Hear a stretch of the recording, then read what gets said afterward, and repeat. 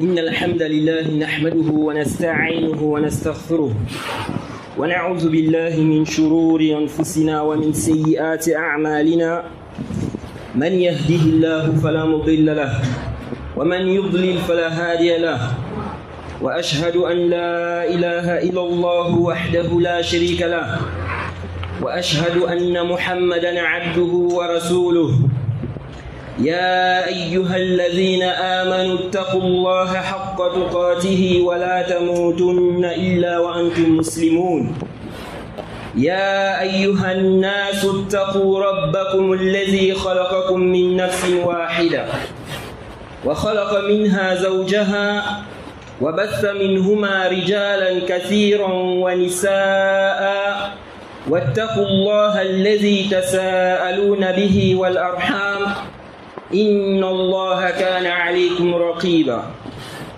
يا أيها الذين آمنوا اتقوا الله وقولوا قولا سديدا يصلح لكم أعمالكم ويغفر لكم ذنوبكم ومن يطع الله ورسوله فقد فاز فوزا عظيما أما بعد.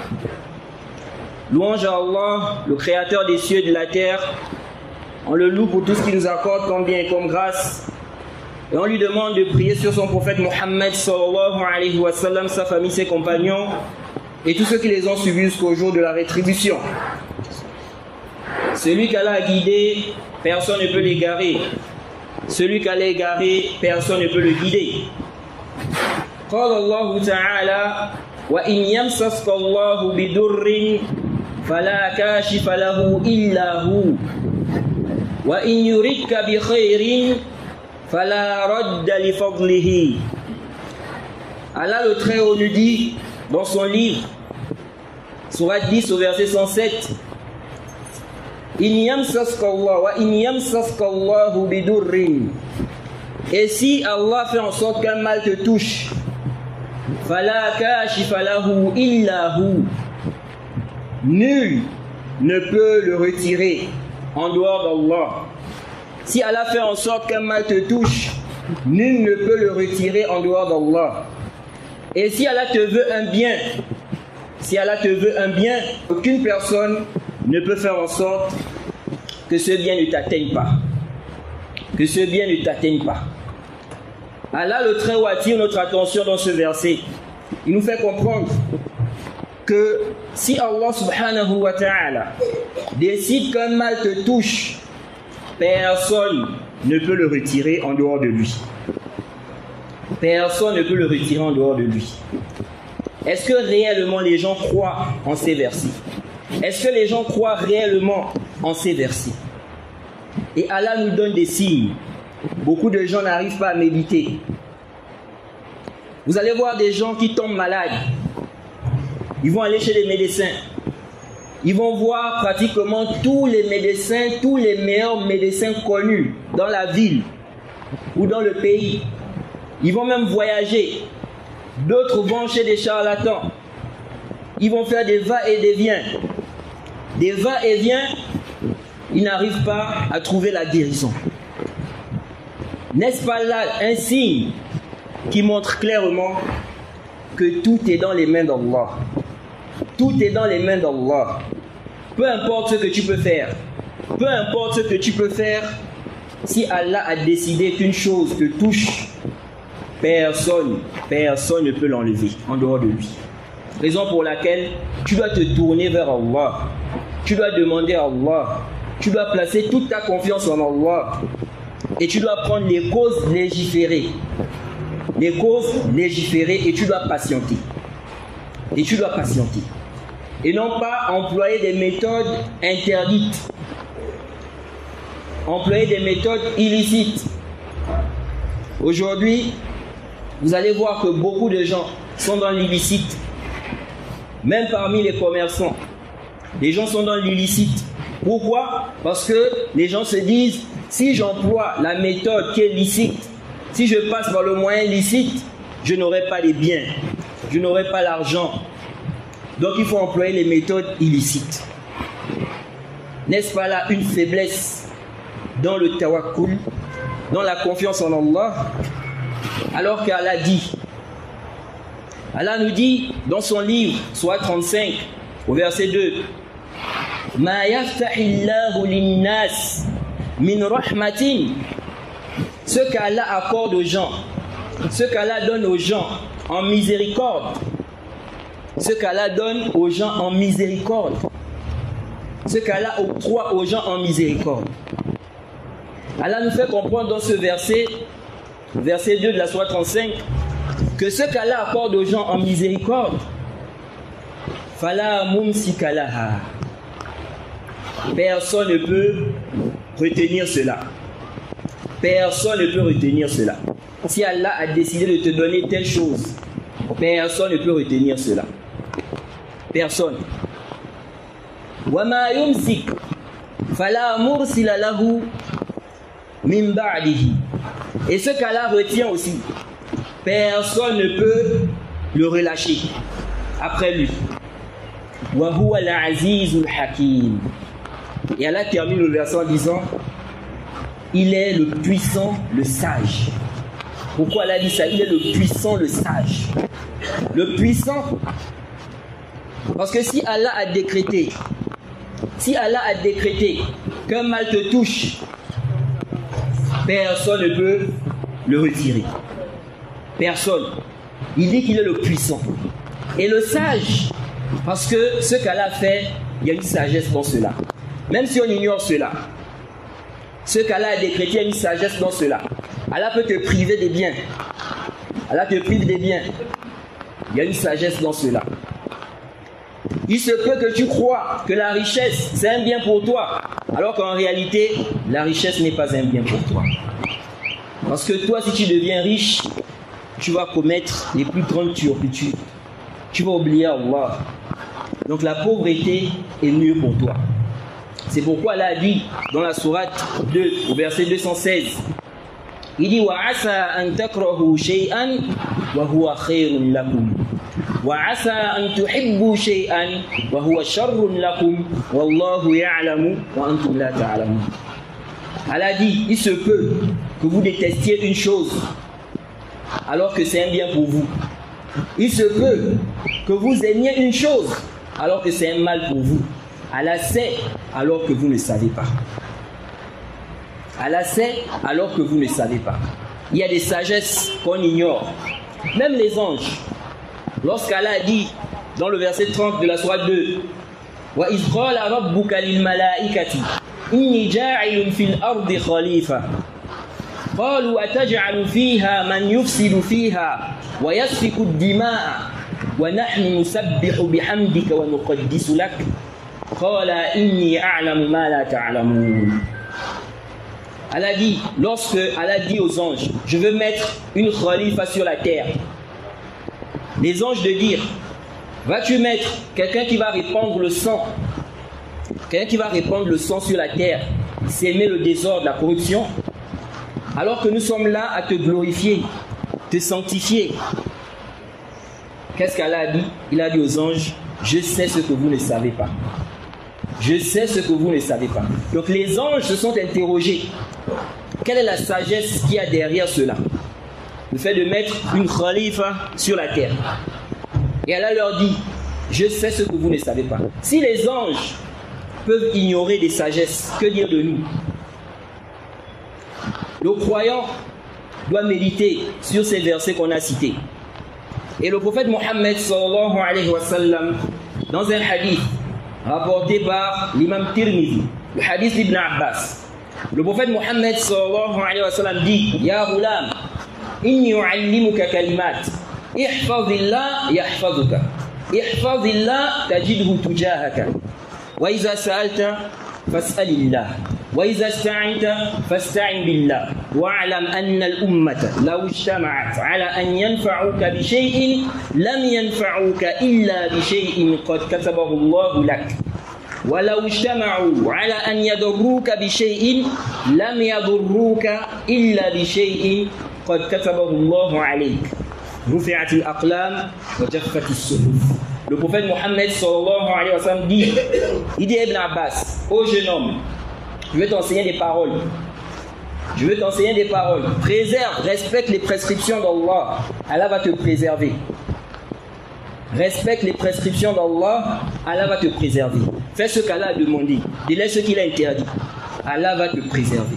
Tu trouveras Allah devant toi. Allah va t'aider. Et si tu demandes, demande à Allah. Et si tu cherches de l'aide auprès d'Allah. Et sache que si toute la communauté se réunit pour te faire un bien, ils ne pourront te faire un bien que dans la mesure où cela a été décrété par Allah.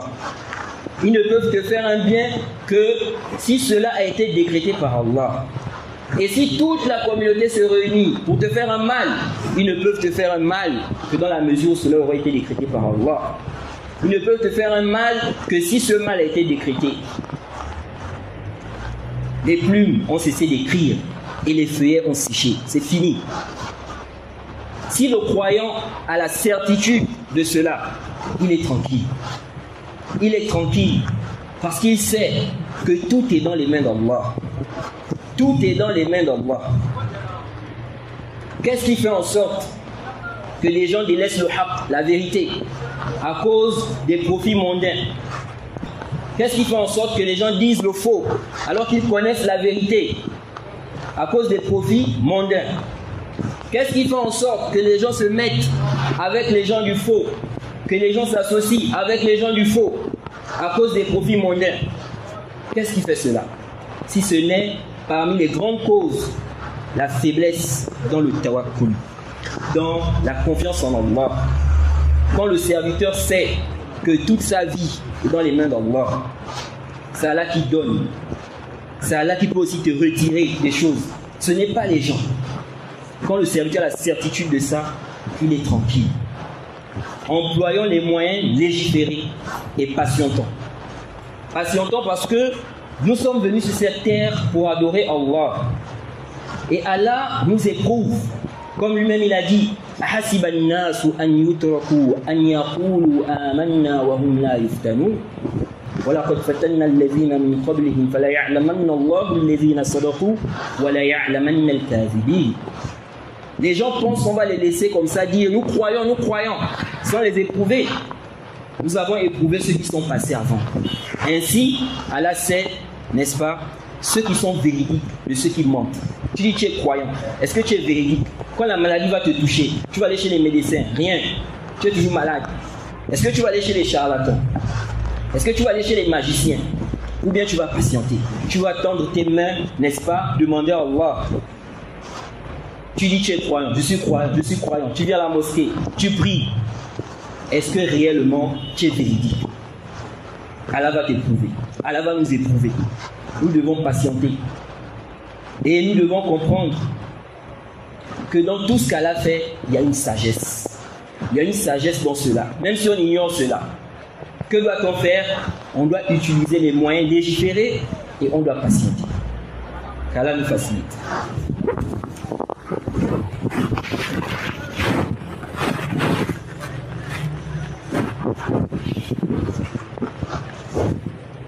Naam, chers frères, chères sœurs, craignons Allah dans ce que nous faisons. Le prophète Mohammed sallallahu alayhi wa sallam, dans un hadith rapporté par l'imam Ahmed et Tirmizi, ça c'est la version de l'imam Ahmed, le prophète Mohammed sallallahu alayhi wa sallam dit, le hadith de Omar ibn al-Khattab, il dit لو أنكم تتوكلون على الله حق توكله لو أنكم تتوكلون على الله حق توكله لرزقكم كما يرزق الطير تغدو خماصا وتروح بطانا. Le prophète Mohammed sallallahu alayhi wa sallam dit, si vous placez votre confiance en Allah, si vous placiez votre confiance en Allah comme il se doit réellement, Allah va vous accorder la subsistance comme il accorde la subsistance à l'oiseau qui quitte, n'est-ce pas, le matin le ventre vide avec la faim, il revient le ventre plein. Lorsque l'oiseau sort de son nid, lorsqu'il va, il n'a pas de provisions. Est-ce qu'il va trouver la nourriture là-bas? Mais il va. Et il revient le soir le ventre plein. Donc le prophète nous dit, si on place réellement notre confiance en Allah, il va nous donner la subsistance, comme il donne la subsistance à l'oiseau. L'oiseau quitte le matin à rien, il a faim, il part, il revient le ventre plein. Et on voit aussi dans ce hadith que quand on parle de confiance en Allah, ça ne veut pas dire qu'il ne faut pas faire les causes. Il faut faire les causes. Dans ce hadith, l'oiseau ici a fait des causes. Il n'est pas resté dans le nid pour dire quoi? Que non, il va avoir la subsistance là-bas. Il est allé chercher. Donc, on fait quoi? On prend les causes. Mais les causes légiférées. Pas ce qui est haram. Les causes qui sont licites. Tu prends les causes légiférées et tu patientes. Tu places toute ta confiance en Allah. C'est ça la réalité. Et ça fait quelques jours, je discutais avec quelqu'un. Je disais, vraiment, on a un sérieux problème. Beaucoup de gens ont un sérieux problème avec la confiance en Allah. Je disais, regardez l'histoire de Moussa alayhi salam. Le prophète Moussa alayhi salam, regardez cette situation-là. Wallahi, celui qui connaît, qui sait, qui a la foi, il sait avec certitude qu'Allah peut faire sortir les gens des situations que les gens n'imaginent même pas. Quelqu'un va être dans une situation, les gens n'imaginent même pas qu'il peut sortir de cette situation-là indemne. Qu'il peut sortir de cette situation. Les gens n'imaginent même pas cela. Mais Allah facilite. Allah fait en sorte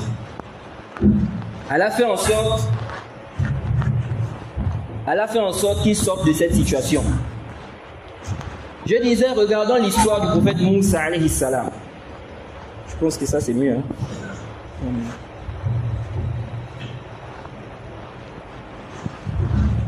Lorsqu'Allah nous relate cette histoire dans le Coran, Allah nous dit فَلَمَّا تَرَى الْجَمَعَانِ قَالَ أَصْحَابُ مُوسَى. Allah nous fait comprendre, il nous dit là-bas que lorsque les deux parties se virent, il y avait le groupe de Pharaon et le groupe de Moussa alayhi salam. Moussa avec ses compagnons et Pharaon qui est à leur poursuite. Allah dit, lorsque les deux parties se virent, les compagnons de Moussa alayhi salam ont dit à Moussa, on sera rejoints. Ils vont nous rejoindre. Ils vont certes nous rattraper.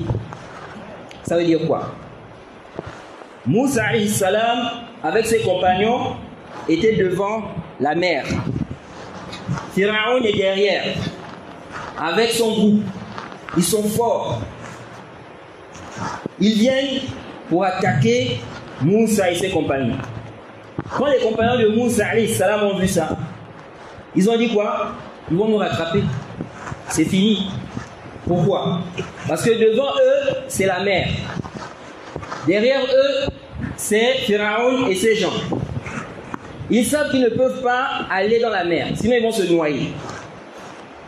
Ils vont se noyer. Ils n'ont pas l'intention d'aller dans la mer. C'est pour cela qu'ils ont dit, ils vont nous rattraper. Qu'est-ce que le prophète Moussa alayhi salam a dit? Celui qui est dans une telle situation, qu'est-ce qu'il va se dire? Devant toi, c'est la mer. Si tu vas là, tu vas te noyer. Derrière toi, l'ennemi. Le prophète Moussa alayhi salam a dit, Kalla, il a dit jamais. Inna ma'i rabbi sayahdini. Le prophète Moussa alayhi salam a dit jamais. J'ai avec moi mon Seigneur. Il va me guider. Il va me montrer comment je vais sortir de cette situation. Ça c'est quoi? La confiance en Allah. Il a la confiance en son Seigneur. Malgré que cette situation, si quelqu'un regarde ça, il va dire non, là c'est fini. C'est fini pour eux. S'ils avancent là, ils vont aller se noyer. Donc c'est fini. Vous voyez? Et c'est pourquoi les compagnons de Moussa se sont dit, ils vont nous rattraper. Mais Moussa leur a dit non. Jamais. Mon Seigneur va m'aider. Fa'awhayna ila Moussa. Et nous avons révélé à Moussa. Frappe avec ton bâton, frappe la mer avec ton bâton. Frappe la mer avec ton bâton. Et la mer s'est fendue. Ils sont passés. Et quand Pharaon est venu avec son groupe, ils ont été noyés. Ils ont été noyés. Ça là, on doit méditer. Ça nous montre qu'Allah peut faire sortir des gens des situations où les gens ne s'attendent même pas. Donc tu ne dois pas désespérer. Tu dois placer ta confiance en Allah. Savoir qu'Allah est capable. Allah peut t'aider. Et tu dois placer ta confiance en lui. Seul. Tu lui demandes de t'aider. Tu ne désespères pas. Et si Allah t'éprouve, patiente. N'utilise pas les moyens qui ne sont pas légiférés. On demande qu'Allah nous facilite, qu'il nous accorde la compréhension de sa religion. Wa subhanaka Allahumma wa bihamdik wa ashhadu an la ilaha illa anta astaghfiruka wa atubu ilayk. Il ne faut pas trop toucher ici là. Ouais, tu touches ici là que ça bouge. Tu vois. Quand tu attrapes, tu ne fais pas attention, tu éteins. Bon, tu peux attraper, voilà, si tu ne fais pas attention, tu éteins sans te rendre compte que tu éteins. Là, ça bouge. Oui, là, ça bouge.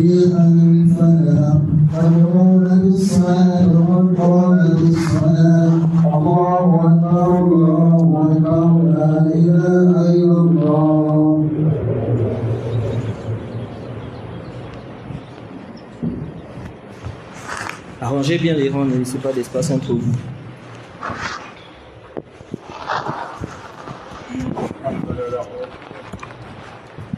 Allahu Akbar.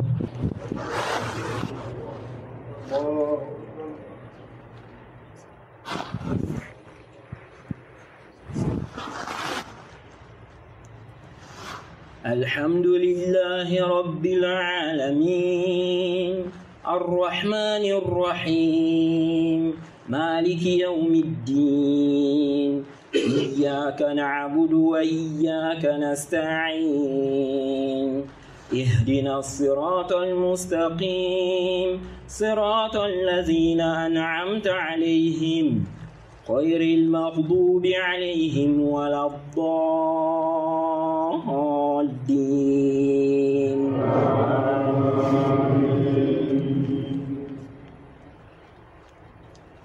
لله ما في السماوات وما في الأرض وإن تبدوا ما في أنفسكم أو تخفوه يحاسبكم به الله فيغفر لمن يشاء ويعذب من يشاء والله على كل شيء قدير.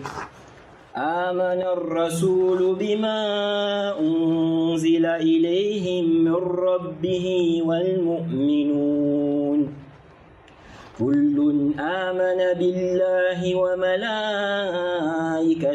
وكتبه ورسله لا نفرق بين أحد من رسله وقالوا سمعنا وأطعنا غفرانك ربنا وإليك المصير لا يكلف الله نفسا إلا وسعها لها ما كسبت وعليها ما اكتسبت ربنا لا تؤاخذنا إن نسينا أو أخطأنا ربنا ولا تحمل علينا إسرا كما حملته على الذين من قبلنا ربنا ولا تحملنا ما لا طاقة لنا به واعف عنا واغفر لنا وارحمنا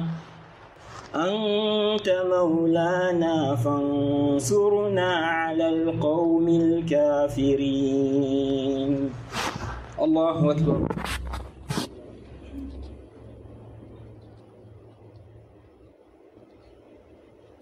سمع الله لمن حمده.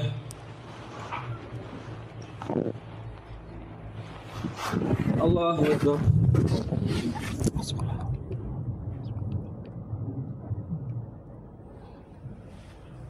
الله أكبر.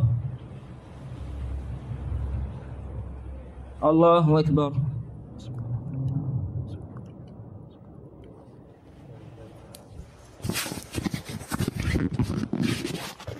الله أكبر.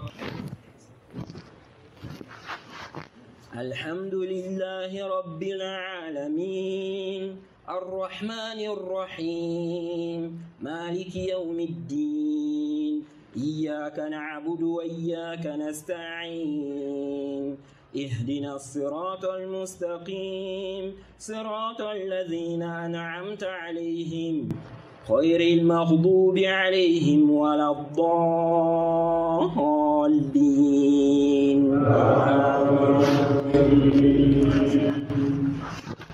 ألف لام ميم.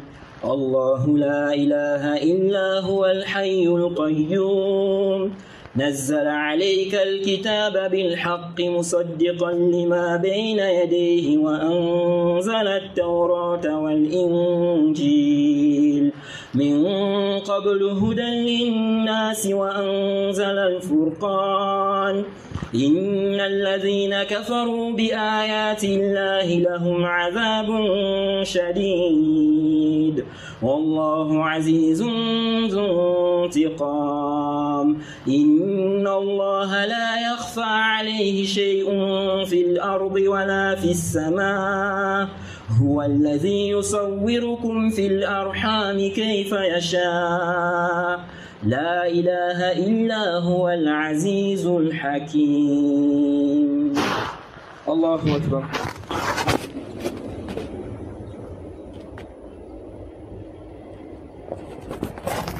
سمع الله لمن حمده.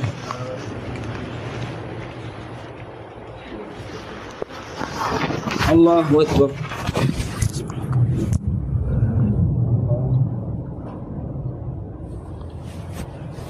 الله أكبر.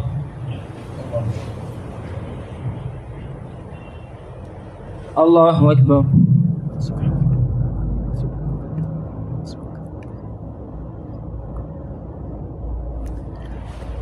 الله أكبر. الله